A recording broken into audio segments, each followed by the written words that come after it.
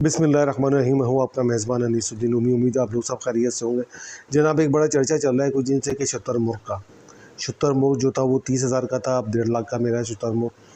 तो ज़फ़र अब्बास साहब ने कि उसके इनके इस वीडियो के ऊपर कई लोगों ने रिएक्ट भी किया है, तो उनका मजाक भी उड़ाया गया। तो उसके जवाब में उन्होंने कहा, ज़फ़र अब्बास साहब ने ये बात बोली है, इस्लाम का जो था एक मिसाल उन्होंने दी है कि वो शुतुरमुर्ग दे रहे हैं, कुछ सेठ दे रहे हैं उनको, वो सेठ दे रहे हैं। वो सेठ चाहते हैं कि मेरे बच्चे शुतुरमुर्ग खाते हैं, मेरे बच्चे जो है मंदी खाते हैं, तो गरीब का बच्चा भी मंदी खाए, गरीब का बच्चा ही पूरे, यानी कि उन सेठों के बच्चे क्या रोज़ाना शुतुरमुर्ग खाते हैं, क्या रोज़ाना वो मंदी खाते हैं? यार ये एडवर्टाइजमेंट जो ना ये होनी नहीं चाहिए ऐसी।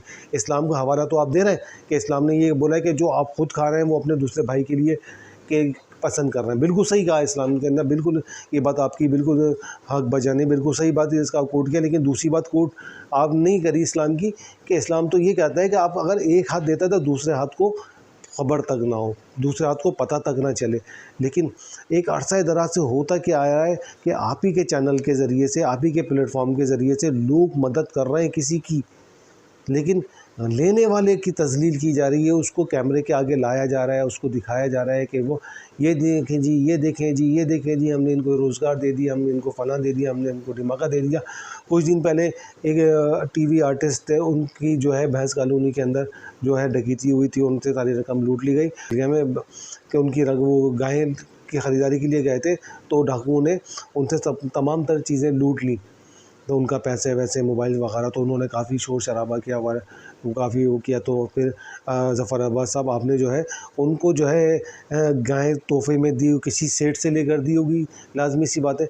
लेकिन उसको मीडिया पे इतना हाईलाइट किया, और वो लेने वालों को भी शर्म नहीं आ रही कि वो वापस कर दें कि नहीं जी, अगर आप इस तरह से हमें देंगे तो हमें वो चीज़ काबिल कबूल नहीं है।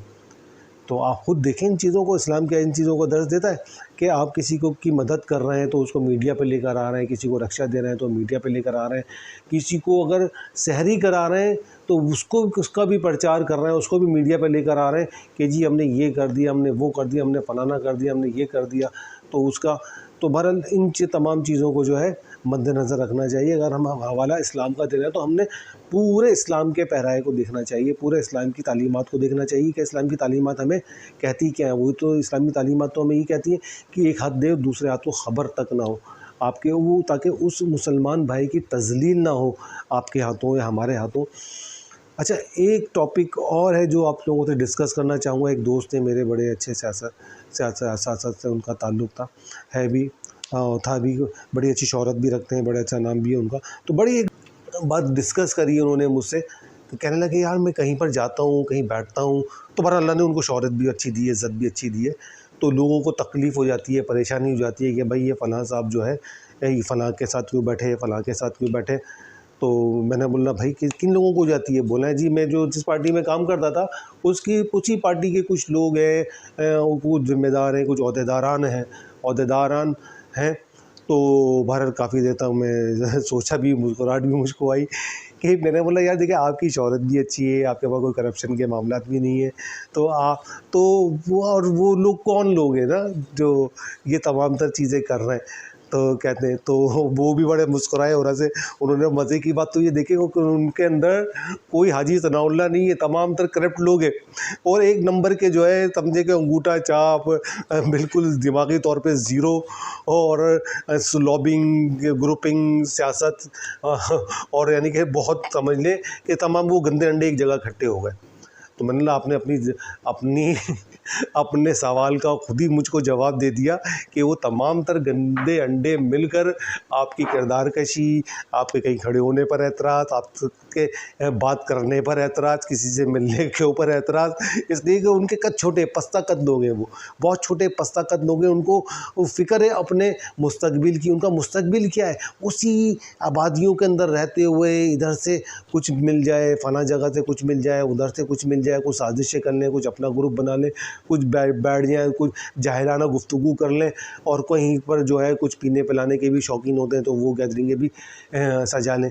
तो वो इस तरह के लोग हैं। बहरहाल उनको लानत भेजें, उनका काम ही ज़िंदगी में उनके अल्लाह ने शायद उनकी पैदाइशी के वक्त से लेकर और अभी तक जो है उनको शायद इन्हीं कामों के लिए मख्तस किया हुआ है कि तुम्हारा काम सिर्फ पॉजिटिव काम करना नहीं है, नेगेटिव काम करना है। तो अपने ही सवालों से अपने ही जवाबात निकालते हुए शुक्रिया अदा किया और एक कप चाय पिया और वो अपनी मंजिल की तरफ रवाना हुआ। अच्छा जी, इलेक्शन का सिलसिला था। इलेक्शन के अंदर फॉर्म 45 और फॉर्म 47 की जंग थी। तो मैं क्या मुबारकबाद दूं इन एमपीए एमएनएस को जो फॉर्म 47 के एमपीए एमएनएस हैं। फॉर्म 45 के एमपीए एमएनएस तो बेचारे अभी अपने घरों में बैठे हुए, जिनको आवाम ने सपोर्ट किया था, आवाम ने मैंडेट दिया था उन एमएनएस एमपीएस को जो फॉर्म 45 के थे। लेकिन बहरहाल फॉर्म 47 के एमएनए जो है एमपीएस जीत गए, तो उनको क्या मुबारकबाद दी जाए। इंशाल्लाह दोबारा फिर हाजिर होते हैं। अपना बहुत ख्याल रखिएगा। पाकिस्तान जिंदाबाद, पाकिस्तान पाइंदाबाद। अल्लाह हाफिज़।